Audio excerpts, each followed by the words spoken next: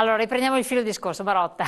Sì, io passo dai macro ragionamenti ai micro, quindi sulla pubblica amministrazione che dovrebbe funzionare. I nostri concittadini si dovrebbero anche domandare a quante norme devono sottostare i dipendenti pubblici. Perché un dipendente pubblico, un funzionario, un dirigente, ma anche un dipendente con semplici mansioni, c'è una serie di norme a cui deve sottostare. Non c'è solamente il regolamento di buona condotta che deve avere, deve anche sottostare alle norme della sicurezza del lavoro, la trasparenza, la privacy, una serie di norme che i privati, mi permetto di dire, non hanno. I privati non hanno la serie di norme a cui devono sottostare. Sì, il problema è un problema che si riflette poi sulla qualità dei servizi, perché anche i servizi, uno deve stare a tutte queste norme, li ritarda.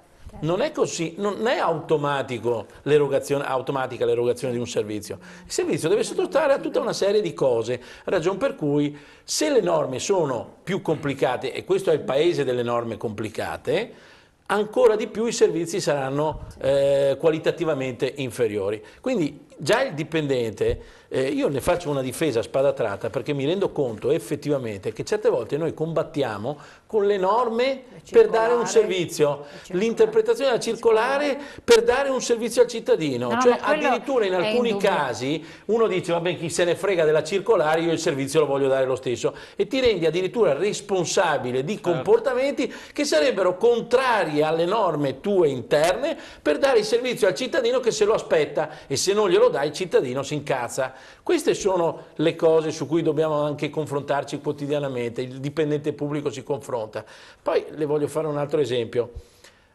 Qualche annetto fa, giusto per dire come funziona la pubblica amministrazione, noi avevamo la possibilità di gestire nei comuni, non so nei piccoli comuni, ma nel comune di Venezia era stata data la possibilità ai funzionari che erano coordinatori dei quartieri di avere un fondo scorta con cui pagavano tutto. Pagavamo le attività culturali, le spese di funzionamento, eccetera. Io avevo un fondo scorta che era pari a 1 milione di euro. 1 milione di euro non sono 4 bruscolini. Naturalmente, salvo resa di conto, tu alla fine dell'anno, ci crede che io minacciavo i creditori che non venivano a prendersi i soldi che avanzavano perché volevo chiudere il bilancio, volevo chiudere per poter dare un servizio, perché lei sa anche che i residui che tu lasci in un bilancio vanno l'anno dopo e i residui all'anno dopo sono costi per la pubblica amministrazione, perché se ci sono 5.000 mandati da fare l'anno dopo perché non sono stati pagati in un anno, c'è il tesoriere che di solito è una banca, no? Che cosa fa? Li devi restituire e quello è un costo di rientro. E poi c'è un altro costo di riemissione. Quindi sono tutti costi aggiuntivi. Sa cosa hanno fatto? Siccome funzionava troppo bene, le normative che sono arrivate dopo, nazionali, eccetera, lo hanno tolto. Siamo ripassati alla ragioneria normale, tempi di pagamento non immediatamente con assegno, a fronte di regolare documentazione, ma 6-7 mesi, prima ancora della crisi, giusto per dire. Poi ce n'è un'ultima e la dico, nella pubblica amministrazione c'è non so se c'è ancora perché io sto rientrando adesso, quindi mi sto riaffacciando a questa cosa qua, la convenzione Consip. No? Allora la convenzione Consip è una convenzione nazionale per cui tu se compri degli articoli penso agli articoli d'ufficio, devi stare alle cifre stabilite dalla convenzione oppure ti servi direttamente alla Consip, no? Fai gli ordinativi. Bene, peccato che io li ho fatti allora, ho fatto già allora questa cosa qua, mi arrivava del materiale assolutamente scadente, ma scadente da buttare via.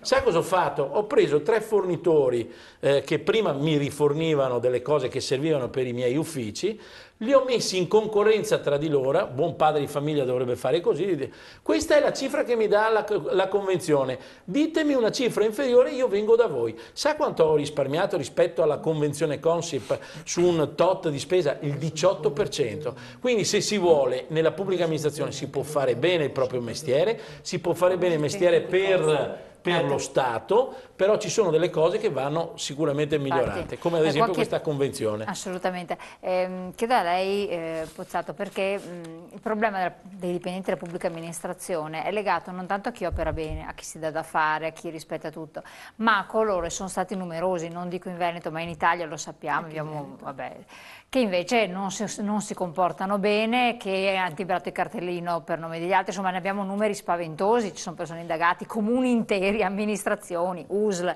robe spaventose.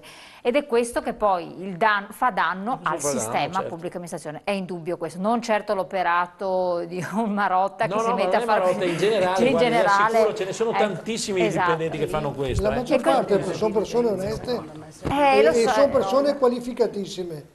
Però c'è anche nel pubblico impiego chi ed è quello che si comporta male e fa notizia. Ma chi è che deve controllare quello che si comporta male? Esatto, il sindacato però molte volte in questi casi si è retto a difesa di queste situazioni, anche nei ministeri eccetera. Quello che è stato il male cancerogeno, diciamo che, è innegabile perché l'abbiamo. No, diciamo che ci sono state delle esperienze negative che hanno visto il sindacato difendere, diciamo, a volte persone che hanno compiuto atti per i quali diventavano indifendibili di fronte al buon senso, diciamo. Non parlo per esperienza diretta, quindi presumo che chi l'ha fatto per un eccesso di potestà, un eccesso di difesa, oppure anche considerando gli elementi che aveva. Ha ragione, magari. Quindi non entro nel merito di questo, entro nel merito dell'effetto. È chiaro che poi, se l'effetto che viene portato fuori mediaticamente come notizia viene portato fuori con una valenza negativa, questo viene diffuso in tutto il paese. Sembra che questo sia 1, 10, 100 casi, quelli che sono stati, non so, può darsi che saranno ancora. Sembra che siano l'andamento medio della pubblica amministrazione, questo non è. Quindi io sono d'accordo per una giusta severità, come nel privato, nel pubblico, cioè c'è una questione di fare bene il proprio lavoro. Se non si fa bene il proprio lavoro c'è il sistema del procedimento disciplinare, ognuno lo gestisce nella sua maniera, speriamo bene, perché poi bisogna anche gestirlo. Infatti molte di queste esperienze non sono andate a buon fine per difetti di gestione, perché nel momento in cui affronti anche un licenziamento lo devi fare bene, seguendo le regole stabilite, questo sia per il pubblico che per il privato. Anche un datore di lavoro privato può fallire nella proposta di licenziamento di una persona se non segue le regole stabilite. Quindi dalla valenza negativa di un fatto vorrei ragionare di un altro aspetto, perché c'è una differenza sostanziale tra, diciamo, grezzamente ovviamente, no? In maniera molto grezza, tra pubblico e privato. E il sistema pubblico non ha così immediato il senso del datore di lavoro come c'è nel privato. Vuoi per l'ampiezza anche. No, comunque non ce l'ha, va bene, sì. Vuoi anche perché il datore di lavoro del pubblico è un po' nebuloso, tanto è vero che sembra perché neanche... poi non si licenzia. Tanto è vero che neanche sembra ci sia, invece se non si rinnovano i contratti di lavoro bisogna dire che il datore di lavoro nostro è Renzi per primo. Lui è il datore di lavoro dei 3.300.000 dipendenti della pubblica amministrazione, amministratori e tutti gli altri. Chi sono i datori di lavoro? Sindaci, presidenti, direttori, cioè il datore di lavoro della pubblica amministrazione chi è? Perché sembra che non ci sia. Poi nella caduta di dirigenti, quadri, funzionari, ce ne sono una montagna. Allora, datore di lavoro per certi versi è sempre quello che può comandare qualcun altro a fare delle cose. E volevo tornare al discorso della valenza negativa su chi fa male, al discorso di com'è gestita, ed è la rivendicazione che facciamo noi del sindacato, com'è gestita il coinvolgimento, la partecipazione dei dipendenti della pubblica amministrazione, cioè i dipendenti che sono presi dalle norme e devono fare il lavoro e lo sanno fare bene, devono fare un servizio, lo fanno in nome e per conto di chi? Lo fanno in nome e per conto lo fanno in nome e per conto del proprio ente. Allora, il proprio ente come fa a sentire che c'è un... Non funziona? Meglio. Ecco, ok. Come fa il proprio ente, attraverso tutta la sua filiera dirigenziale, far sentire al dipendente, alla squadra di dipendenti che stanno lavorando su un qualcosa, su un servizio, la loro mission a favore dei cittadini?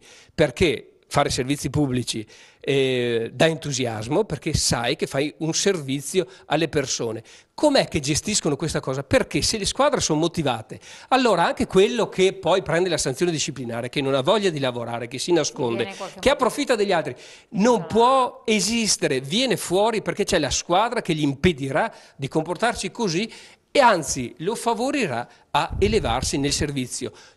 Quindi si parla di poco controllo, ma il controllo non quello negativo, quello della verifica di fronte ai compiti che deve fare qualsiasi dipendente, il quale ha un sovrapposto che ha una responsabilità. Siccome tutta questa filiera poi arriva ai grandi dirigenti che prendono 120.000, 150, 80.000 al mese e prendono questi soldi anche per far funzionare bene la macchina, allora c'è tutta una filiera di responsabilità che bene, se noi vogliamo che la esercitino bene, se la esercitano bene sarà più semplice che i lavoratori pubblici siano le squadre che fanno servizi alla cittadinanza e alla popolazione, perché anche il lavoratore pubblico è un cittadino, ha la sua famiglia che sono cittadini. Quindi da questo punto di vista ricordiamo sempre che lotta a chi non fa bene il proprio lavoro, verificare le inadempienze e tutti i danni.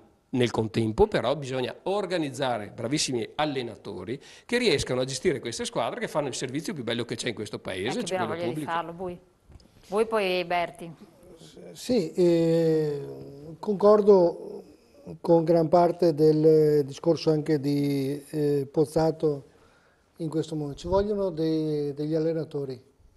In questo momento... Quindi la riforma in che cosa secondo lei dovrebbe consistere per non far ripetere l'errore che abbiamo già attuato? La riforma in cosa consiste? Consiste nel metterci un po' di buonsenso. Le leggi si fanno col buonsenso e ascoltando chi opera nel settore, non tornando al concetto delle tifoserie, perché in questo momento si è instaurato che il lavoratore pubblico è un nullafacente, che gli insegnanti prendono troppi soldi e si fanno 3 mesi all'anno gratis, i dipendenti comunali ma sta facendo per proclami quello che è il sentire comune. Non servono a niente, i dipendenti provinciali peggio ancora, e andiamo avanti così con la logica che il pubblico, ma il pubblico chi è il pubblico? Il pubblico siamo noi. Poi però quando hanno bisogno della licenza non riescono a capire dove devono andare. Non sanno a chi andare, quando c'è la buca sulla strada non sanno a chi andare, quando c'è da aprire o chiudere la scuola. Ecco, ma perché, è quello che poi la domanda che decide, perché in Italia, veramente in Italia, siamo in un sistema così farraginoso, burocratico, così difficile perché è vero non si capisce veramente dove orientarsi, dove si creano queste guerre di tutti contro tutti, erga omnes, l'uno contro l'altro, e dove le cose non riescono a funzionare e ci costano l'ira di Dio, perché l'esordio della trasmissione era continua ad aumentare la spesa pubblica. È vero, perché la politica in Italia va avanti con stili borbonici, con tante leggi spesso contraddittorie e che non mirano mai all'obiettivo o lo rendono inattuale. Sentiamo cosa ne penserà anche Berti e Rosina, anche come giovani emergenti nel panorama politico, perché questo è interessante come punto di vista. Pubblicità, pochi secondi.